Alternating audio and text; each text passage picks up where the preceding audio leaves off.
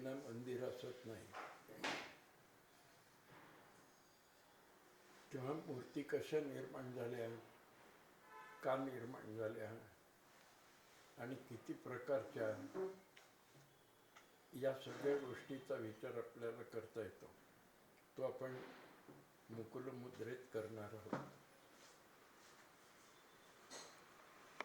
रामतापनीय उपनिषदामध्ये चिन्मयस्या द्वितीयस्य निष्कलस्या शरीरिणाम उपासकानां कार्यार्थम ब्रह्मणोर उपकल्पना असं म्हटलेलं आहे. म्हणजे ब्रह्म हे अद्वितीय आहे, निराकार आहे, चैतन्यमय आहे. पण उपासक आपलं कार्य सिद्धीला जावं म्हणून ब्रह्माला वेगवेगळ्या रूपात प्रगट करतो. म्हणजे असं की शैव मूर्ती असोत, देवींच्या मूर्ती असोत, वैष्णव मूर्ती असोत, त्या सगळ्यांची निर्मिती ही ब्रह्माच्या वेगवेगळ्या अवस्थिती म्हणून झालेली आहे. अवस्थिती म्हणजे आस्पेक्ट्स. त्यामुळे आपल्याला मूर्तीमध्ये खूप विविधता दिसते.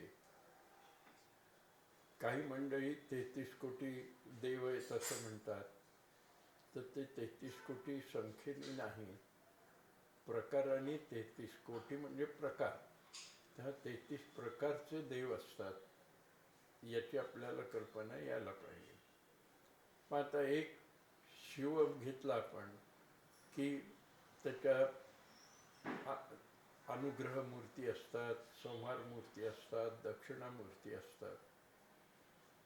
विष्णू म्हटलं की त्याचे 10 अवताराच्या मूर्ती असतात. मग सांगितल्याप्रमाणे 24 विभवाच्या मूर्ती असतात.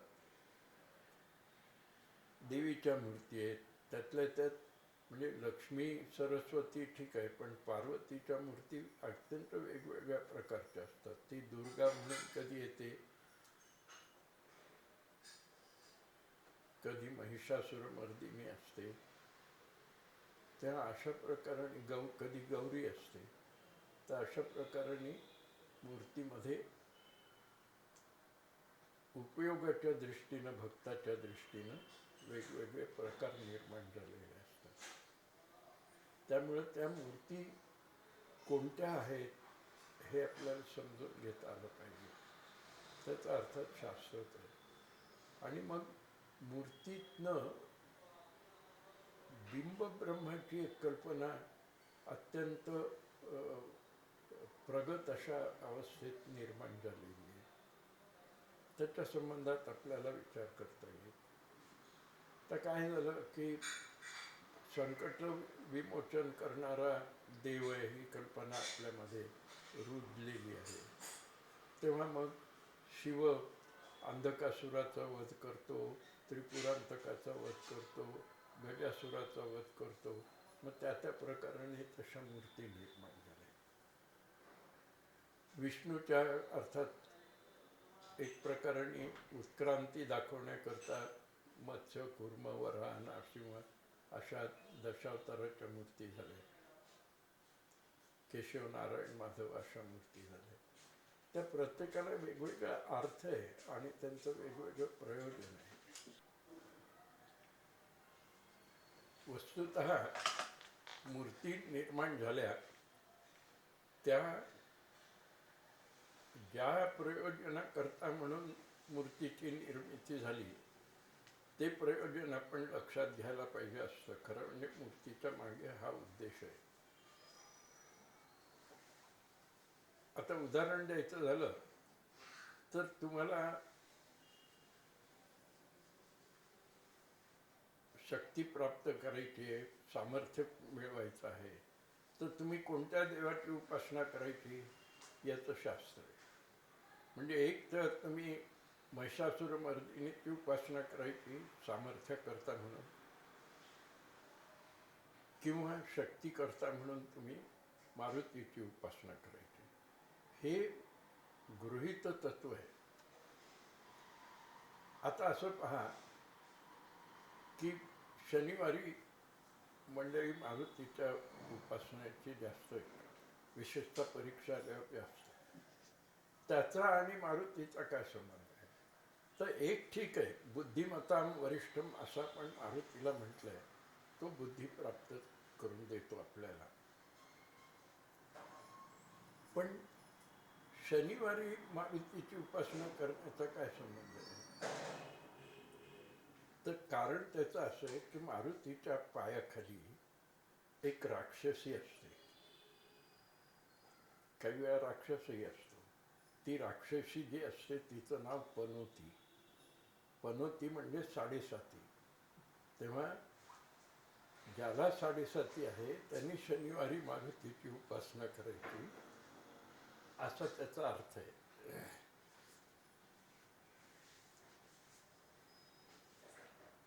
काकूंना सांग,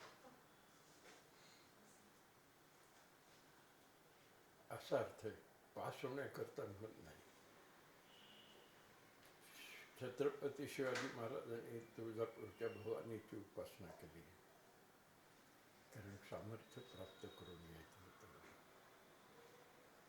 मूर्तींचा अभ्यास केल्याशिवाय आपल्याला या गोष्टीचं ज्ञान होणं अवघड आहे. मी तुम्हाला एक गमतीचं उदाहरण देतो. ज्या मूर्तीला आपण पाहतो की नमस्कार करायला रोज 500-500, 700-700 मंडळी जातात, त्या लोकांना ती मूर्ती कोणती आहे हे माहिती नसतं. मी असं पाहिलंय की काही वेळा पुजाऱ्यांनाही माहिती नसतं. काही ठिकाणी मला मूर्ती मुळात काय आहे हे सांगायला लागलं. एके ठिकाणी मी गेलो तर तो तांदळ होता, त्याच्यावर मुखवटा लावला होता. अगदी केविलवाणी परिस्थिती होती. तेही कर्मधर्माच्या संयोगाने त्यांना मोठं मंदिर बांधायचं होतं, बांधून झालं होतं. आणि मूळ मंदिराचा गाभारा लहान होता, तो मोठा झाला आता. मग मूर्ती लहान जी खाली होती ती उचलून वर ठेवायची होती. तर त्यांनी विचारलं होतं, म्हणून मी प्रत्यक्ष पाहतो सांगतो असं म्हटल्यावर मी त्या गावी गेलो. ते पाहिलं आणि त्यांना म्हटलं की हे सगळं तुम्ही काढा, इथं मूर्ती आहे म्हटलं, तांदळाची काय उपासना करता. आणि 8-10 दिवसांनी तर मला कळवलं त्यांनी की इथं आम्हाला मूर्ती मिळाली म्हणाली, आणि 13व्या शतकातली स्थापना झालेली ती मूर्ती आहे, आणि तिथं रोज 1000 माणसं जातात. नवरात्रात तर भीडच्या भीड असते. तर तुम्हाला जे काही मागायचं आहे ते तुम्ही, आता तुम्ही तिरुपतीला जाल तर समृद्धी तुम्हाला पाहिजे, त्या हुंडीत तुम्ही हे करता.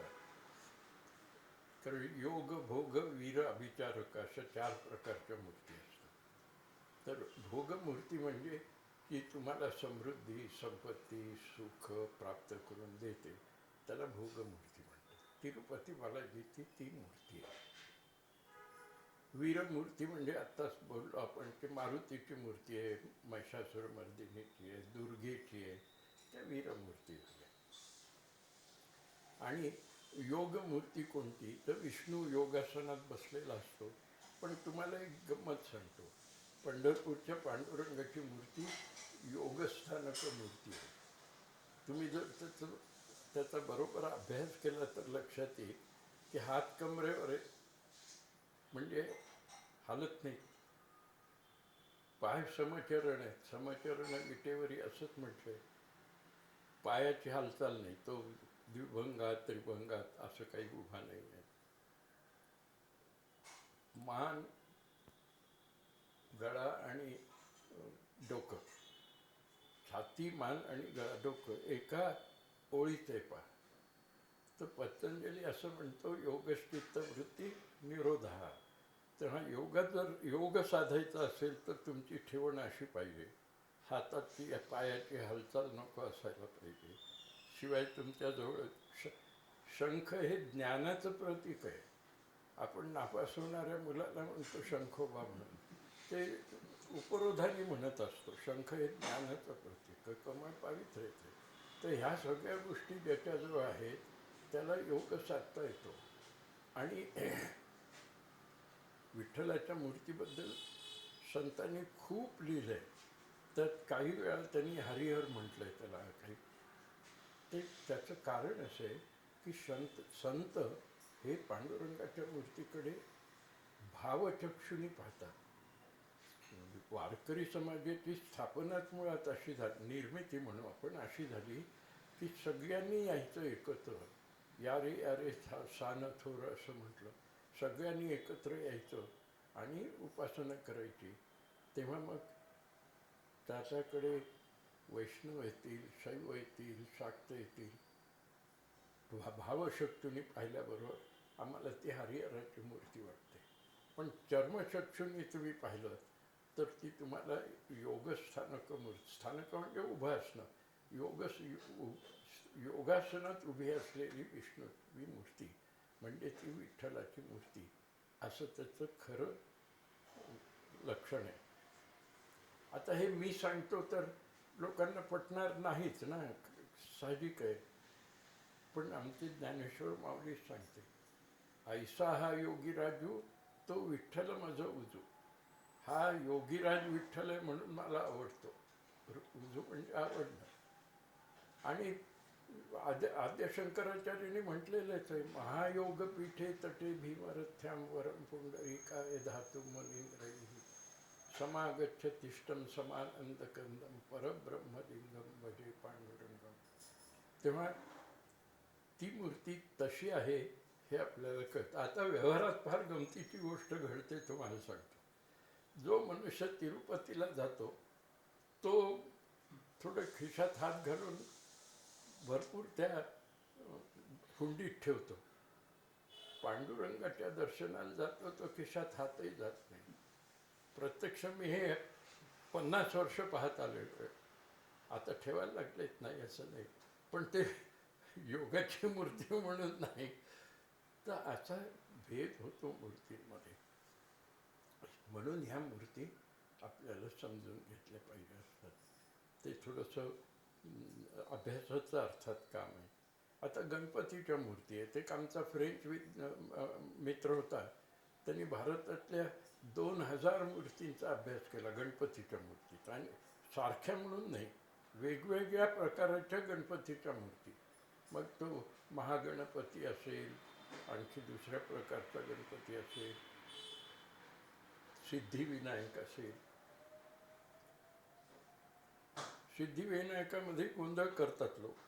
म्हणजे मला एक उदाहरण असं आठवते की पेणला एक ग्रस्त गेले, पेणचेच मित्रच गणपती करत होता, त्याच्याकडे गेले. म्हणजे मला सिद्धिविनायकाची मूर्ती पाहिजे. घरी आल्यावर बायको विचारते की सिद्धिविनायकाची काय सांगितली. नातवाचं तोंड पाहायची घाई झाली म्हणला मला, म्हणून सिद्धी प्राप्त. तर ती बाई चतुरच असणार ना. ती म्हणाली, अहो मग बाळ गणपतीची का नाही सांगितली तुम्ही. तात्पर्य सांगायचं हे की देव कसा पाहिजे आपल्याला भक्ताला ते कार्यकारणावर अवलंबूनही असतं खूपदा.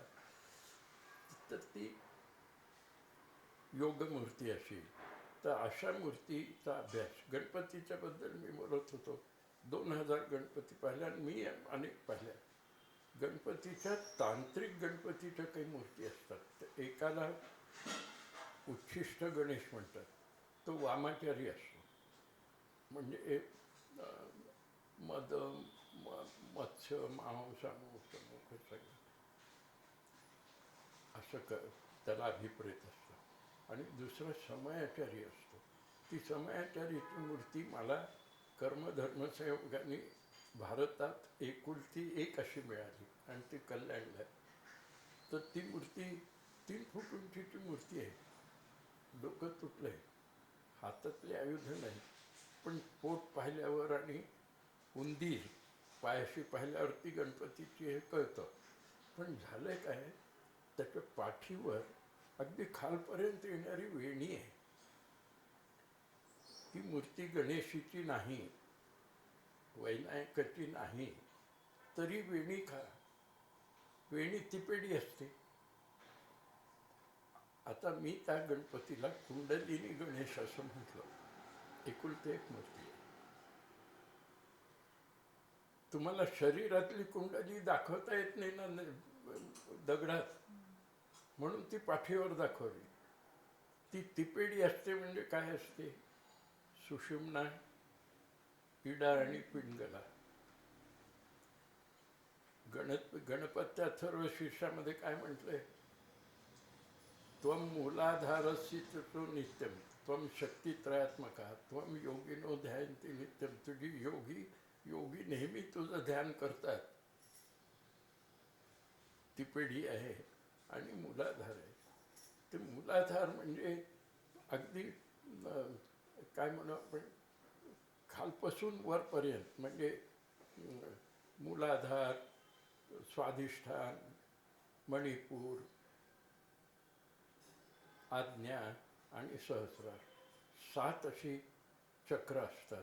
ती सगळी तुम्हाला त्या वेणीचं सूचन ते वेणी त्याचं सूचन करते. अशी ती वेगळ्या प्रकारची मूर्ती. तर ही समयाचार्य म्हणजे डाव्या हाताची हे नाही आहे, त्याला वामाचार्य म्हणतात. समयाचार्य सज्जन लोक ह्याची पूजा करू शकतात असा त्याचा अर्थ. तर अशा मूर्ती तुम्हाला, मी मूर्तींचा जसजसा आपण अभ्यास करू ना तसतसं आपल्याला वेगवेगळ्या मूर्ती दिसायला लागतात. आता गजलक्ष्मी, गजलक्ष्मी म्हणजे हाती त्या लक्ष्मीला अभिषेक घालतात अशी ती मूर्ती असते. मला वेगवेगळ्या अशा अभिषेक मूर्ती मिळाल्या. वेरूळला तुम्हाला सांगतो, 14व्या क्रमांकाच्या लेणीमध्ये जिला गजलक्ष्मी म्हणतात, आणि वेरूळवरच्या 100 पुस्तकात तुम्ही पहा तिला गजलक्ष्मीच म्हटलेलं आहे, पण ती एकानवशा आहे. एकानवशा म्हणजे, बरं एकानवशा का म्हटलं मी, तर गज तर आहेत, अभिषेक घालतायत, पण खाली विष्णू आणि म्हणजे कृष्ण आणि बलराम आहे. आणि कृष्ण बलरामाची बहीण असते ती एकानवशा, सुभद्रा. आणि एकानवशा ही त्यांची कुलस्वामिनी आहे. ते कुलस्वामिनीला हे लोक अभिषेक घालतात, कृष्ण आणि बलराम. मग ही गजलक्ष्मी कशी होईल? ही एकानवशा, अभिषेक एकानवशा होईल. मला दुसरी एक मूर्ती मिळाली राजस्थानमध्ये, ती अभिषेक क्षेमंकरी आहे.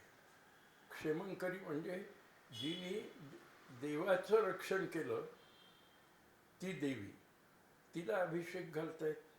तिच्या पायाशी 2 सिंह असतात, अशी मूर्ती आहे. तर ही गजलक्ष्मी नाही. म्हणजे मला सांगायचं असं की अशा पद्धतीनं वेगवेगळ्या मूर्ती आपल्याला पाहायला मिळतात. मूर्तींचं वेगवेगळं प्रयोजन पाहायला मिळतात. आता फक्त 2 मूर्तींची उदाहरणं किंवा 3 मूर्तींची उदाहरणं घेतो, मग आपण थांबूया. आहे मूर्तीशास्त्र वाढत गेलं. 2 हात आले, 4 आले, 8 आले, 10 आले, कारण भक्त फार झाले. भक्ताला काही ना काही मागायचं असतं देवाला, मग ते द्यायचं कसं? तर ते भक्त चतुर असे की त्यांनी देवाचे हातच वाढवले की आम्हाला हे दे, आम्हाला हे. ठीक आहे, मूर्तीला काही वेळा 4 तोंड असतं. ब्रह्माला 4 तोंड, महासदाशिवाला 25 तोंड, वैकुंठाला 4 तोंड. तर ह्या मूर्तींचं प्रयोजन काय? तर मी एक मूर्तींचा अभ्यास करताना बिंब ब्रह्म अशी एक कल्पना काढली, संकल्पना. बिंब म्हणजे मूर्ती, ब्रह्म म्हणजे ज्या मूर्तीच्या द्वारे, म्हणजे उपासनाच्या द्वारे तुम्ही ब्रह्माची प्राप्ती करून घेऊ शकता. आता त्या मूर्तींची उदाहरणं देतो हा विषय आपण थांबू. काय आहे की खजुरावला आणि महाराष्ट्रात फक्त एका ठिकाणी, मेथी नावाच्या ठिकाणी एक सदाशिवाची मूर्ती आहे, धुळे जिल्ह्यात. त्या मूर्तीला 4 पाय असतात आणि डोके असतात, 4 असतात. आता कोणत्याही मूर्तीला 2 शिवाय जास्त पाय नसतात. एक फक्त 3 पायाची एक मूर्ती असते, ती क्वचित आपल्याला पाहायला मिळते. 4 पाय का? तर ही मूर्ती शैव सिद्धांताचं प्रगटीकरण आहे. शैव सिद्धांत हा 4 पादांवर असतो. चर्यापाद, क्रियापाद, योगपाद आणि ज्ञानपाद. आता हे 4 पाय म्हणजे हे 4 प्रमेय आहेत शैव सिद्धांताचे. मूर्तीत ते कसे दाखवायचे? तर पाद ह्या शब्दावर श्लेष केला त्यांनी, 4 पाय दाखवले. 2 पाय खाली सोडलेले, चर्यापाद, क्रियापाद. आता जास्त विश्लेषण नाही करत, 2 सोडले आणि योगपाद आणि ज्ञानपाद असे मांडी घातलेले आहेत आणि मुख आहेत 4 पाद. तर हे शैव सिद्धांताची तुम्हाला आठवण करून देते ही मूर्ती. आणि तो सिद्धांत तुम्हाला आठवला म्हणजे मग तुम्ही त्याच्याप्रमाणे वागता आणि मग तुम्हाला मोक्ष प्राप्त होतो. हे थोडक्यात त्या मूर्तीचं लक्षण तुम्हाला लक्षात येईल. याला म्हणायचं बिंबब्रह्म. दुसरी एक म्हणजे हे मूर्तीचं अत्यंत पराकोटीचं उन्नत स्वरूप मूर्तीशास्त्रामध्ये. दुसरी एक मूर्ती आहे ती वैकुंठाची आहे, म्हणजे विष्णूची आहे. आता वैकुंठाच्या मूर्तीमध्ये 4 तोंड असतात त्या मूर्तीला. वासुदेव, संकर्षण, प्रद्युम्न आणि अनिरुद्ध. तर वासुदेव म्हणजे खरं म्हणजे परविष्णू ज्याला म्हणतात तो वासुदेव. संकर्षण म्हणजे त्याला नरसिंहाचं तोंड दाखवतात, तो संकर्षण. आणि इकडे वराहाचं तोंड दाखवतात, तो प्रद्युम्न. आणि स्त्रीचं किंवा घोड्याचं तोंड मागं दाखवत ते दिसतात असं नाही, त्याला म्हणायचं अनिरुद्ध. म्हणजे 6 गुणाचा षडैश गुण ऐसा तू जान असं तुकाराम महाराज म्हणतात. तर त्या 6 गुणांचा मिळून देवत असतो. तर त्या गुणांचीही लक्षणं दाखवलेली असतात. ही याला वैकुंठ नाव आहे. विगता कुंठा वैकुंठ असं त्याचं हे केलेलं आहे. आणि हरिपाठाच्या दुसऱ्या अभंगात शेवटी ज्ञानदेव म्हणे हरी हा वैकुंठ असं म्हटलेलं आहे. तर हा हरी हा वैकुंठच आहे हे स्पष्ट आहे. आता हरिपाठामध्ये 8 ते 10 वेळा वैकुंठ नावाचा शब्द आला आहे, पण त्याचा कुठेही अर्थ हा रोल नाही. फक्त दुसऱ्या अभंगात त्याचा उल्लेख आहे, हरी हा वैकुंठच आहे असं त्यांनी म्हटलेलं आहे. मग ह्याच्यावरनं काय होतं तर तुम्हाला त्या पंचरात्र तत्त्वज्ञानाची आठवण होते. पंचरात्र समूर्त झाला ह्या मूर्तीच्या द्वारे, म्हणून मग ह्याला म्हणायचं बिंबब्रह्म. दुसरी एक मूर्ती आहे. मूर्तीचा जितका अभ्यास कराल ना तेवढं आपण थक्क होऊन जातो. मध्येच एक गोष्ट सांगतो मुद्दाम. पार्वती तपश्चर्या करत असते, पंचाग्नीत. 2 अग्नी पुढे, 2 अग्नी मागे, 5वा सूर्य. कशा करता? शिवाच्या प्राप्ती करता. सगळ्या मूर्तीशास्त्रात हे लिहिलेलं आहे. पटलं. कुणीही पार्वती कोण आहे हे पाहिलं नाही. पार्वती कोण आहे? पार्वती हा जीव आहे. हिमवान आणि मेनाची ती मुलगी आहे. मुलगी आहे म्हणजे जन्म म्हणजे जीव झाला की नाही. जीव घोर तपश्चर्या करतोय. तो काय लग्नाकरता काय? कशाकरता करतोय?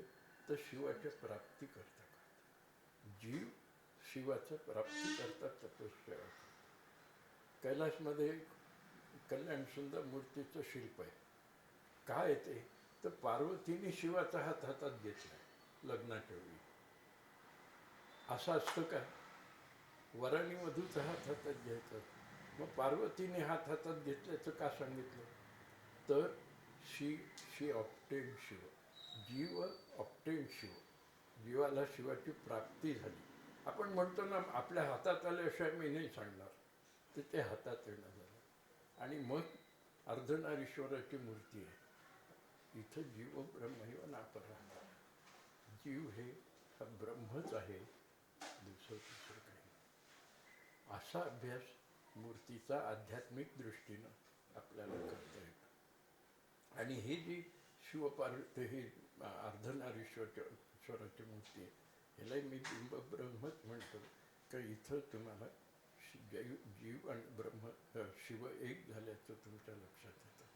अशा पद्धती बौद्ध मूर्तिशास्त्रात सुद्धा जी शेवटच्या टप्प्याची मूर्ती आहे बुद्धाची, ज्ञानप्राप्ती झालेली, ती बिंब ब्रह्मच आहे. अशा प्रकारे मूर्तिशास्त्राचं अत्यंत प्रगत स्वरूप म्हणजे बिंब ब्रह्म. आता मला असं सांगा, मूर्तीची उपासना ब्रह्माच्या प्राप्तीकरता करायची झाली तर आपल्याला तशा प्रकारच्या मूर्ती आपल्या समोर असल्या पाहिजेत. ते ह्या मूर्ती आहेत. आता कलाकाराचं किती कौतुक आपण करू तेवढं थोडे. तेवढ्या अवघड संकल्पना, तत्त्वज्ञान मूर्तीच्या द्वारे तुमच्या समोर त्यांनी उभं केलं, त्यांना स्वरूप दिलं, आकार दिला. निराकाराला आकार, निर्गुणाला सगुण करण्याचं सामर्थ्य मूर्तिशास्त्रातनं तुम्हाला दिसतं. अतिशय सुंदर, ओघवतं आणि प्रत्ययकारी आजचं व्याख्यान झालं. कारण मंदिरांचा उगम, विकास, तिथपासून ते एकंदर विद्या आणि कला याचं केंद्र असणारी ही मंदिरं केवळ एका व्यक्तीची नसून ती गावाची होती, हे सरांनी या आपल्या व्याख्यानातनं मांडलं. आणि त्याचबरोबर मंदिरातला प्रत्येक भाग हा महत्त्वाचा आहे आणि तो विचारपूर्वक आहे. मग तो अनेक तपशील देणारा आहे. त्या तो काळ असू दे, त्या काळची स्थापत्य शैली असू दे, त्याचबरोबर शिलालेखांमधनं मिळणाऱ्या काही माहिती असू देत, कथा असू देत, देणग्यांच्या माहिती असू देत, किंवा एकंदर सौंदर्य दृष्टी देणारी ही वेगवेगळी शिल्पं असू देत, ज्यातनं आपल्याला तत्कालीन समाजाचं प्रतिबिंब पाहायला मिळतं. हे सगळे तपशील तर आपल्याला मिळतातच, पण त्याबरोबर सरांनी जे त्यामागचं तत्त्वज्ञान सांगितलं ते अतिशय प्रत्ययकारी होतं. कारण एकीकडे मूर्ती आणि त्यामागे जो काही विचार केलेला आहे, त्याचबरोबर जेव्हा आपण गाभाऱ्यात त्या गर्भगृहात शिरतो त्यावेळेला अहम ब्रह्मास्मी असू दे, तत्वमसी असू दे, प्रज्ञानम ब्रह्म असू दे, किंवा अहम ब्रह्मास्मी असू दे, अशा चारही महावाक्यांचा तुम्हाला तिथे प्रत्यय येतो जेव्हा त्या गर्भगृहात आपण शिरतो. आणि अशा पद्धतीने ते तत्वज्ञान उलगडून दाखवण्यात, म्हणजे हे सगळं तत्वज्ञान आपल्याला संस्कृत ग्रंथात दिसतं आणि सरांनी अत्यंत सोप्या भाषेत संत वाङ्मयाचे दाखले देत आणि इतर वेगवेगळे संदर्भ देत त्यांनी उत्तम पद्धतीने आपल्यासमोर मांडलं. म्हणजे असं म्हणायला हरकत नाही की हे व्याख्यान माहितीपूर्ण तर झालंच, पण आपल्या सगळ्यांसाठी दिशादर्शक पण झालं, की एक प्रकारची मंदिर पाहतानाची दृष्टी यामधनं आपल्याला मिळाली. त्यामुळे यापुढे मंदिरात जाताना, म्हणजे बहिर्पूजा झाल्यानंतर हळूहळू आज जेव्हा आपण ही शिल्प पाहू आणि त्यात जेव्हा आपण ती एकरूपता, तन्मयता स्वीकारू, तेव्हा कुठे गर्भगृहात गेल्यावरती ती आपल्याला तन्मयता आपोआप लाभेल आणि खरं दर्शन मिळेल असं म्हणायला हरकत नाही. सर, मनापासून धन्यवाद, तुम्ही वेळ दिलात आणि इतकं सुंदर व्याख्यान झालं त्याबद्दल. मीमांसा फाउंडेशनचे असे अनेक उपक्रम आपण घेत असतो आणि याविषयीची माहिती तुम्हाला वेळोवेळी आपल्या वेगवेगळ्या सोशल मीडिया हँडल्सवरतीही मिळत जाईल. फेसबुक असू दे, ट्विटर असू दे, इंस्टाग्राम असू दे, या सगळ्यावरती आपण वेगवेगळे उपक्रम मांडत असतो, लिहित असतो. त्याचबरोबर आपल्या यूट्यूब चॅनलवरती देखील अशी अनेक व्याख्यानं आपण घेऊन येत असतो. त्यामुळे आपल्या चॅनलला नक्की सबस्क्राईब करा. तुम्हाला कसं वाटलं व्याख्यान, या प्रतिक्रिया मला नक्की कळवा, आम्ही त्या सरांपर्यंत पोहोचवूच. आणि मनापासून धन्यवाद पुन्हा एकदा सरांना आणि आपल्या सगळ्यांना.